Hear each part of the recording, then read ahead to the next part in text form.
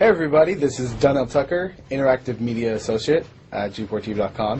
I'm here with Chris Monfett, Senior Previews Editor. Had a blast playing a little Call of Duty last night. Yeah, we did. It had live music, hot women, and I think there was a game, Call of Duty? Yeah, I wasn't even paying attention to that. Yeah, I was paying attention to the pencil skirts and nerd glasses, but I was looking at the lights. When I wasn't doing that, I was blasting fools in deathmatch, team deathmatch, and a couple cool new wager matches, which we'll talk about later on. But first, we're going to sort of dig into some of the perks, skills, emblems, attachments, etc. Yes, so let's dive in.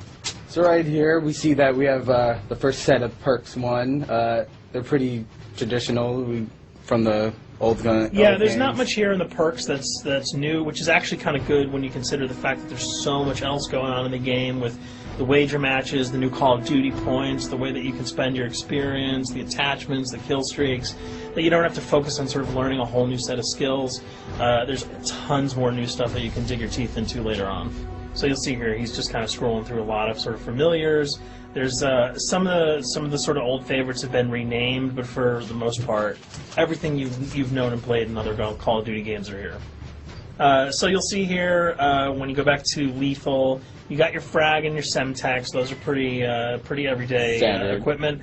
But we've also got Tomahawk, which is sort of totally new. It's sort of like a next-gen version of the knife. It's throwable, super fast to use, and it can take a dude out in one hit if you get him in the right spots. And to use it, I believe you use the right bumper. Yeah, all offensive weapons are mapped to the right bumper, and strategic weapons are now mapped to the left bumper. Okay, and pretty much the only time I used it was in Sticks and Stones in the wager match. Yeah, there's a great new wager match called Sticks and Stones, which sort of equips you with 2 weapons and a tomahawk.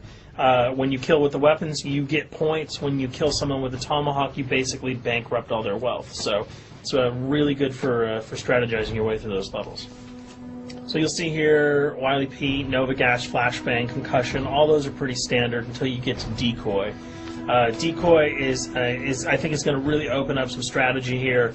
Essentially, you can throw out a decoy, and it's going to sort of fake your opponents into thinking that there's gunplay going on somewhere in the map. So if you sort of want to redirect where these guys are going, sort of turn them around, have them come to you so that you can do an ambush, you just sort of lob your decoy over. If they're not going to want to run in a gunfire, they'll turn around, hopefully right into your muzzle. That's something I probably want to try out a couple of times.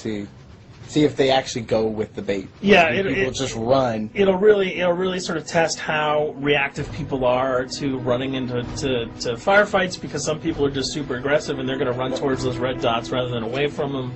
And it'll really sort of test your ability to be strategic about when and where you use them.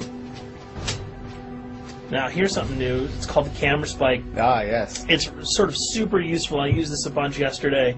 You plant it down, and it basically takes over your mini-map with a sort of picture-in-picture window of wherever you planted your camera. So if you want to know if people are running through a certain alleyway, coming around a corner, if you're hiding somewhere and you just want to cover your back, you can plant a camera right behind you.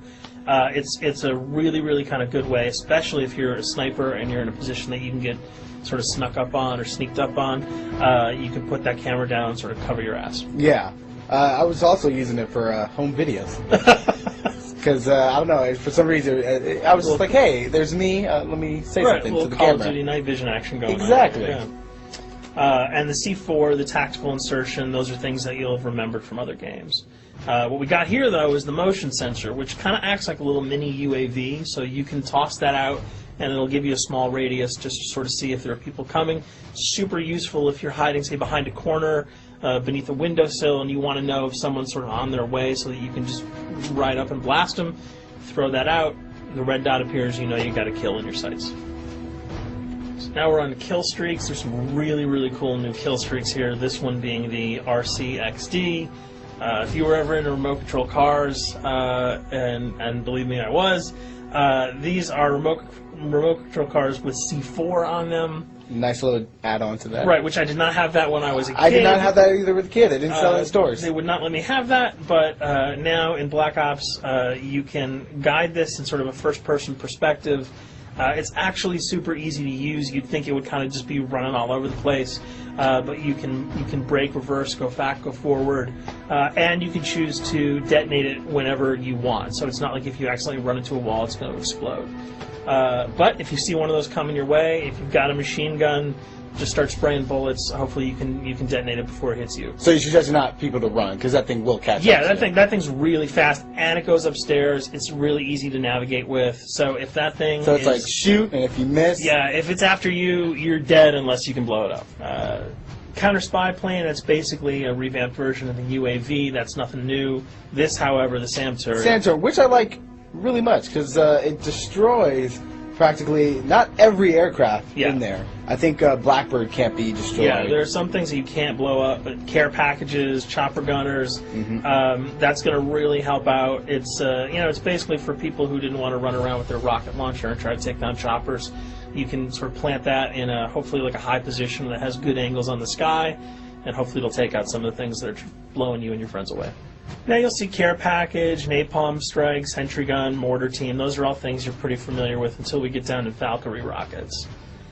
These are remote-controlled rockets, a little bit kind of like the RCXD. These are a little bit more sensitive, though. They're going to do a lot more damage if you can hit your enemies or you throw them into a group of people. But they're fast, you can't put the brakes on them, and if you hit something, those things are going to blow up. Now, are they difficult to maneuver? Are they easy like the RC? They're more difficult to maneuver because they're constantly moving forward, so you can't hit the brakes, you can't redirect, and if you, say, accidentally hit a wall, there's no turning around. That thing is going to explode. So this is one thing. Open spaces are really key, but if you're really good, right? You've got a bigger blast radius though, so if you kind of miss by a couple of feet, it's not going to matter because the guy's going to be vaporized anyway. And with 7 kills and 4,000 CP, it's going to take a little while to build up to it, but hopefully you'll be able to practice a little bit and really kick some ass. Now this is a Blackbird, which, like I said before, cannot be shot down. Thank God. But pretty much it shows not only does it show the enemy positions, but also the direction of where they're headed. Yeah, and I think that's a first for the Call of Duty series. This is something that I'm really excited about, if only because every time you kind of see a red dot, you're not sure whether that guy's coming towards you, whether he's coming away from you. If you can sort of process all that information really quickly, it can really help you change up your strategy. Obviously, fans will remember these dogs from Treyarch's last outing with Call of Duty, World at War. This is a huge, fun addition to that game, just gunning down canines in the jungle. Looks like you'll be able to do it again this time, only that you get to call on the pack to kill your opponents. I got no problems blowing away a rabid attack dog. Well, even if it makes a sound, like a whimpering sound, even if it makes a do little you feel whimpering anything sound when you shoot If that? it was like attack puppies or attack corgis, I probably couldn't shoot them because those are too adorable. But they probably wouldn't do much damage anyway. Yeah, they're pretty much held dogs, so they're all black and vicious. I got to take it down. Absolutely. This time the chopper is completely pilotable. You'll be able to jump in, fly around, machine gun dudes on the ground. If you've seen any of the single-player demo, you'll have a sense of what it's like to jump in the chopper, at least in the single-player mode, and blow up some bridges, stuff like that. Unfortunately, the buildings in multiplayer are not destructible, so your missiles will just be tearing up people, not places, but it'll still be a lot of fun to get in there and blow some stuff up. And here we're just kind of going through the custom loadouts. This is, pretty standard stuff for Call of Duty.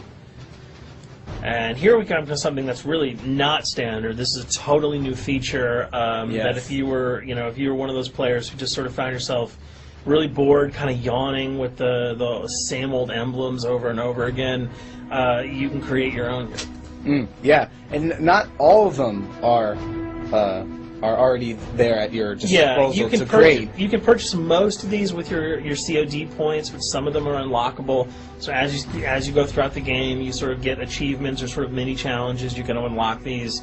As you come up in levels, you're going to unlock more, and eventually you can unlock over 300, about 304 that are on this menu.